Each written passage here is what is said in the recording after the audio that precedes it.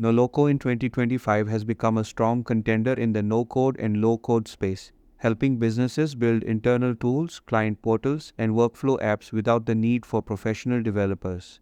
It offers an easy drag-and-drop editor, smooth integrations with Airtable, Google Sheets, Zapier, and even SQL, along with flexible user permissions that make it especially appealing for startups and small teams looking to streamline operations. The platform has also introduced a free plan, giving smaller businesses or individuals a way to experiment without upfront costs, and frequent updates such as AI formula assistance, barcode search, and improved data filtering highlight an active pace of development. However, Noloco still faces some challenges, particularly with occasional lag in its interface, syncing delays, and bugs that can interrupt the building process.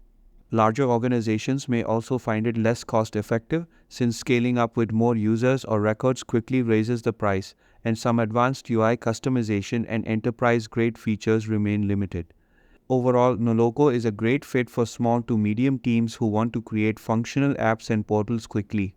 But businesses requiring high performance, very large data handling, or deeply polished customization may need to weigh the trade-offs carefully.